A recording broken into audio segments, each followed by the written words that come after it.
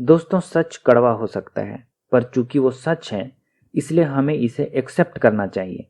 क्योंकि आप इससे अगर मुंह मोड़ भी लेते हैं तब भी ये बदलने वाला नहीं है। इसलिए हमारे और आपके लिए आसान ये है कि हम सच से भागे नहीं। दोस्तों, झूठ भले ही थोड़े समय के लिए आपको खुशी दे सकता है, पर चूंकि वो झूठ है इसलिए उस खुशी का कोई मतलब भी नहीं है। दोस्तों, सच को प्रोपागेंडा की जरूरत नहीं होती है, क्योंकि सच कभी ना कभी सामने आता ही है, कुछ लोगों को ही सही, पर सच का पता चलता जरूर है। दोस्तों, दुनिया के लिए 2020 का साल बड़े ही दुर्भाग्य से भरा हुआ साबित हो रहा है। कोरोना महामारी ने पूरी दुनिया में लाखों लोगों की जान ली है। आज की तारीख में इससे पूरी दुनिया में लगभग 4.5 लाख लोगों की मौत हो चुकी है। हिंदुस्तान भी इस महामारी से अछूता नहीं रहा है।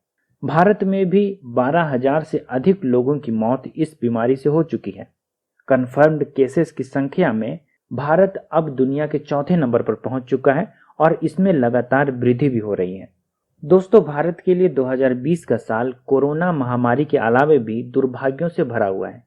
2019 के फोर्थ क्वार्टर में यानी जनवरी, फरवरी और मार्च 2020 में भारत की जीडीपी विकास दर 1.10% रही। ऊपर से लॉकडाउन ने भी भारत की अर्थव्यवस्था को धीमा किया है। कुल मिलाकर देखा जाए तो भारत की अर्थव्यवस्था पिछले कुछ सालों में अपने सबसे बुरे दौर से गुजर रही है। अब मानो जैसे इतना ही काफी नहीं था।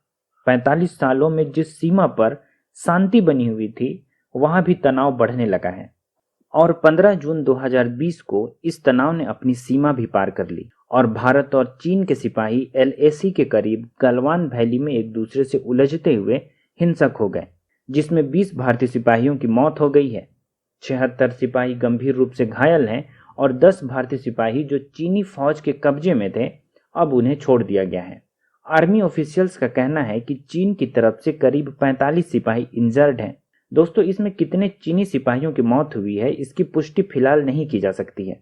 हम चीनी सिपाहियों की कैजुअल्टी के बारे में कुछ भी कन्फर्म्ड रूप में नहीं कह सकते हैं, क्योंकि चाइनीज गवर्नमेंट की तरफ से आधिकारिक रूप से कोई जानकारी इस बारे में भारत को साझा नहीं की गई है।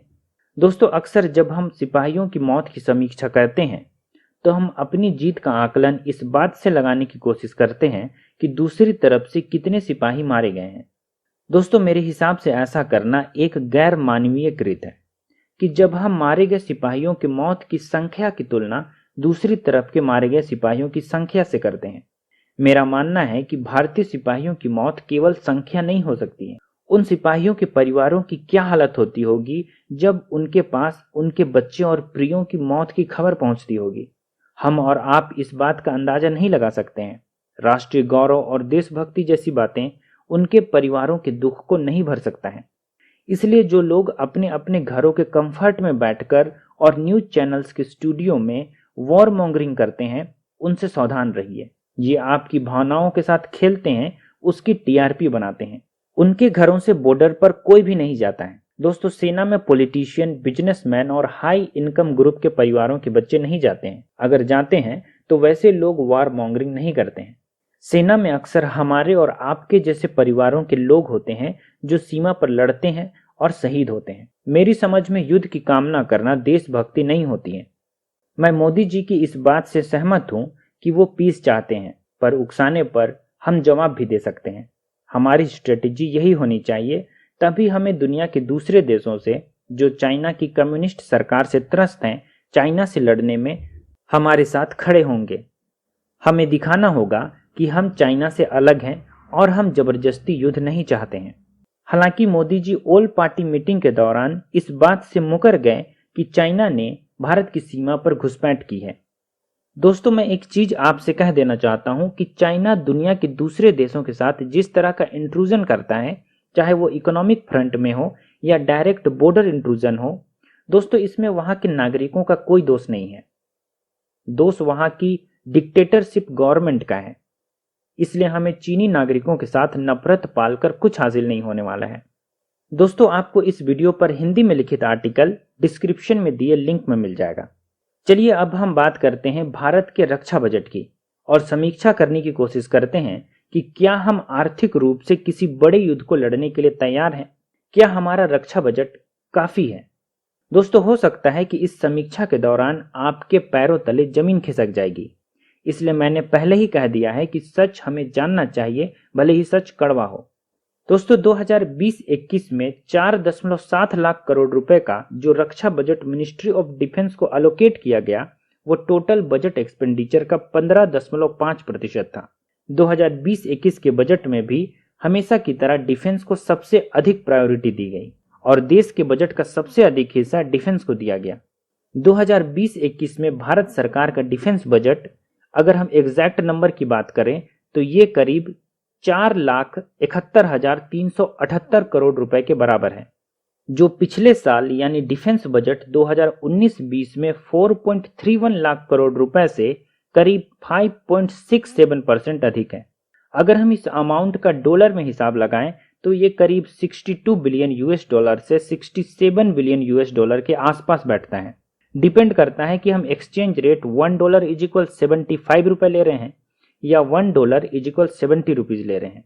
भारत का रक्षा बजट 4.7 लाख करोड़ रुपए देश के टोटल जीडीपी का लगभग 2.1% है, जो पिछले 10 सालों में केवल 2018-19 के डिफेंस बजट को छोड़कर अगर हम देखें तो जीडीपी के प्रतिशत के हिसाब से सबसे कम है, जैसा कि आप यहां पर चार्ट में भी देख सकते हैं। अगर हम प्रेजेंट डिफेंस बजट की तुलना 2010-11 के डिफेंस बजट से करें तो हमें पता चलता है कि 2010-11 में भले ही डिफेंस एक्सपेंडिचर एब्सोल्यूट लेवल में कम था, लेकिन जीडीपी के प्रतिशत के हिसाब से अगर देखा जाए तो ये अगले 10 सालों में जो डिफेंस बजट तैयार की गई उनमें सबसे अधिक था। ये टोटल बजट एक्सपेंडिचर का 16.3% था और जीडीपी का 2.5% था। दोस्तों, हिंदुस्तान का डिफेंस एक्सपेंडिचर दुनिया के दो बड़े देश अमेरिका और चाइना के बाद तीसरे स्थान पर आता है। अमेरिका का डिफेंस बजट सबसे अधिक करीब 718 बिलियन यूएस डॉलर के बराबर है, जो अमेरिका के 21.4 ट्रिलियन यूएस डॉलर की इकोनॉमी का करीब 3.3% है। अमेरिका के डिपार्टमेंट ऑफ डिफेंस के अनुसार 2020 में इस डिफेंस बजट में वृद्धि भी हो सकती है। दूसरे स्थान पर चाइना का डिफेंस बजट है, जो ग्लोबल टाइम्स की एक रिपोर्ट के अनुसार 178.2 बिलियन यूएस डॉलर के बराबर है। हिसाब लगाने पर यह चाइना की टोटल जीडीपी का करीब 1.26% बैठता है। दोस्तों, हमने यहां पर ऊपरी तौर पर देख लिया है कि दुनिया के दो बड़े देशों के मुकाबले हमारा डिफेंस बजट कितना है। ये एब्सोल्यूट वैल्यू में अमेरिका के डिफेंस बजट से करीब 10.7 गुने कम है और चाइना के डिफेंस बजट के मुकाबले करीब 2.6 गुने कम है। दोस्तों, दुनिया के दूसरे देशों के मुकाबले हमारा डिफेंस बजट फिलहाल बहुत खराब नहीं दिखाई पड़ रहा है, क्योंकि हमने अभी इसे तोड़कर समीक्षा नहीं की है। हमारा डिफेंस बजट अब भी Russia, Saudi Arabia, France, Germany, United Kingdom और जापान जैसे देशों से अधिक दिखाई पड़ता है। लेकिन जैसे ही हम हिंदुस्तान के रक्षा बजट को सेक्टर वाइज तोड़कर देखते हैं तो पूरी स्थिति ऊपर से नीचे पलट जाती है। दोस्तों, यहाँ पर आपको एक टेबल दिखाई दे रहा है जो बतला रहा है कि डिफेंस बजट का कितना हिस्सा कहां कहां खर्च किया जाता है। आप देख सकते हैं कि टोटल बजट का करीब 30.2% हिस्सा मात्र सिपाहियों के सैलरी पेमेंट में चला जाता है। अब आप देख सकते हैं कि यहाँ पेंशन पर कितना खर्च हो रहा है। पेंशन पर टोटल बजट का करीब 28.4% हिस्सा खर्च हो जाता है। इस तरह से देखें तो सैलरी और पेंशन पर ही टोटल डिफेंस बजट का करीब 58.6% हिस्सा खर्च हो जाता है। इसके बाद कहीं जाकर हम कैपिटल आउटले पर 22.7% खर्च कर पाते हैं। कैपिटल आउटले का मतलब है रोड, ब्रिज, कंस्ट्रक्शन जैसे कैपेसिटी बिल्डिंग और नए हथियार खरीदने पर किए जाने वाला खर्च। इसके बाद करीब 9.1% हिस्सा दोस्तों एम्यूनेशन, रिपेयर्स एंड स्पेयर इत्यादि पर खर्च के लिए अलोकेट किया गया है, जिसे स्टोर सेक्शन में यहाँ पर दिखाया जाता है। इसके बाद डिफेंस बजट का 9.6% हिस्सा एडमिनिस्ट्रेशन पर, expense on research and development पर और फिर हाउसिंग इत्यादि पर खर्च के लिए आवंटित किया गया है। टोटल डिफेंस बजट में आर्मी को मॉडर्नाइजेशन के नाम पर मात्र 26,000 करोड़ रुपए मिले हैं और पुराने हथियारों के मेंटेनेंस के लिए 18.3 हजार करोड़ रुपए अलॉट किए जाते हैं। इसके बाद इंडियन नेवी की बारी आती है। इंडियन नेवी को करीब 24.5 हजार करोड़ रुपए मॉडर्नाइजेशन के नाम पर अलोकेट किया गया है और मेंटेनेंस के लिए करीब 7.2 हजार करोड़ रुपए दिए गए हैं। इसके बाद एयरफोर्स को मॉडर्नाइजेशन के लिए सबसे अधिक 39,000 करोड़ रुपए एलोकेट किए गए हैं, जबकि मेंटेनेंस के लिए करीब 9.1 हजार करोड़ रुपए दिए गए हैं।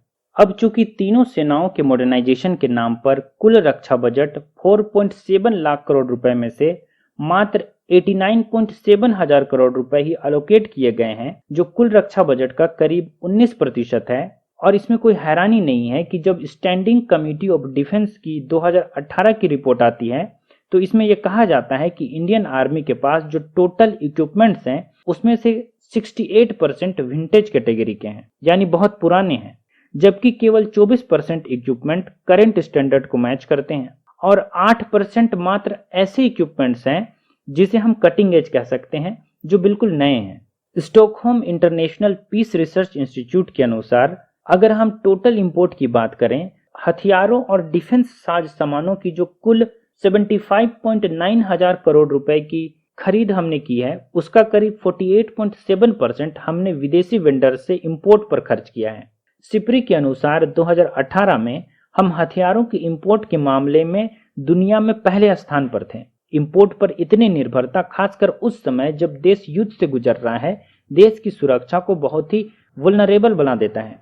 दोस्तों, एक देश की सेना को डिफेंस का रिसर्च एंड डेवलपमेंट विंग दुश्मन के मुकाबले लीडिंग एज प्रदान करता है।